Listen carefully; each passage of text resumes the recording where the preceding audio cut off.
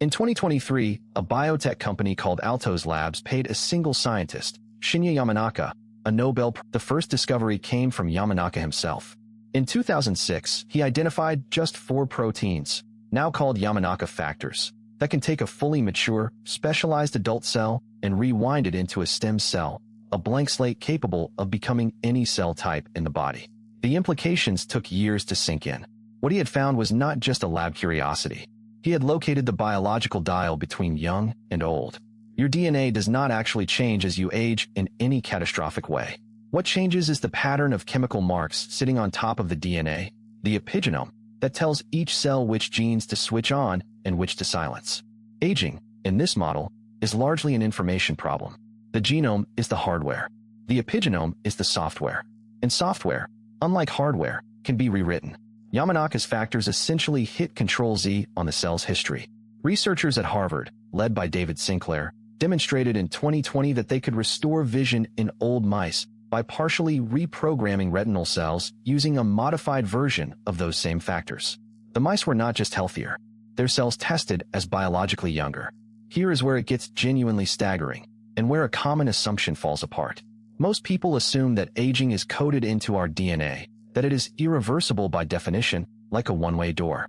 But Steve Horvath at UCLA developed what is now called the Epigenetic Clock, a blood test that reads the chemical marks on your DNA and gives you a precise biological age, separate from your chronological age. 2 people both aged 60 can have biological ages of 45 and 75. That gap predicts disease, cognitive decline, and death with more accuracy than almost any other biomarker ever measured. And here is the part that overturns everything. Multiple clinical interventions have now demonstrably moved that clock backward.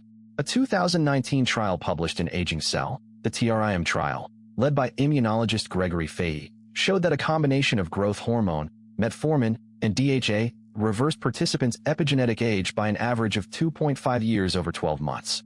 Not slowed, reversed. The participants were tested again 6 months after stopping treatment, and the reversal had partially held. That was a small trial. 47 years of pharmaceutical research says small trials do not always replicate. But the mechanism is real, the measurement tool is validated, and now over 60 companies are racing to scale it. The mechanism driving the most promising therapies works like this. Your cells contain the complete instruction manual for building a young version of you. That information is still in there at 90. The problem is that the bookmarks have been shuffled. Yamanaka-style partial reprogramming does not rewrite the book. It finds the original bookmark positions and restores them. Companies like Altos Labs and Retro Biosciences are using modified viruses, specifically adeno-associated viruses, the same delivery vehicle used in approved gene therapies, to carry reprogramming factors into specific tissues without converting cells all the way back to stem cells, which would cause tumors. The keyword is partial. Full reprogramming erases identity. Partial reprogramming restores function while keeping the cell exactly what it was. A liver cell stays a liver cell, but it behaves like a younger one. Think of it like defragmenting an old hard drive without wiping the files. The data is all still there. The system just needed reorganization to run cleanly again. Genentech published early primate data in 2024 showing partial reprogramming improved muscle regeneration in aged macaques. The results were not enormous, but they were consistent and measurable, and primates are not mice. The complications are serious and should not be minimized. The tumor risk from reprogramming factors is not hypothetical. In early experiments with full reprogramming in living animals, uncontrolled cell growth appeared.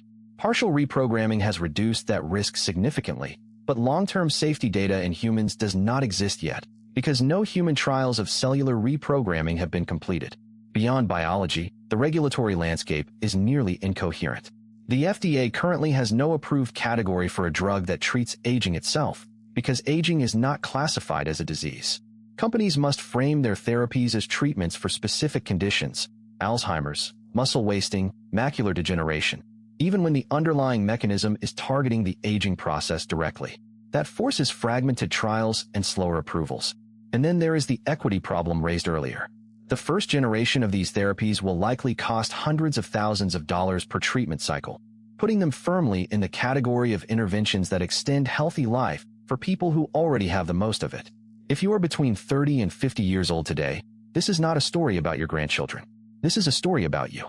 The first meaningful longevity therapies, drugs that measurably move the epigenetic clock backward in humans, are likely to reach clinical availability between 2032 and 2040, based on current trial timelines at companies including Altos Labs, Unity Biotechnology, and Calico, Google's aging research subsidiary.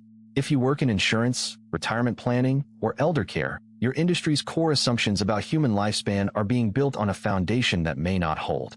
Watch the FDA's classification decisions on aging. Watch the results of the XPRIZE HealthSpan competition, which is currently offering $101 million to the team that demonstrates the most measurable age reversal in humans by 2030.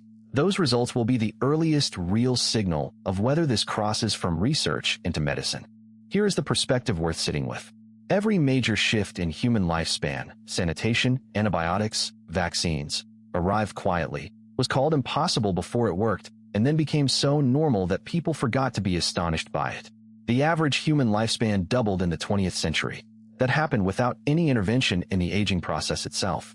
What is being built now is the first attempt to actually touch the mechanism. If it works at even a fraction of what the biology suggests, the idea of a fixed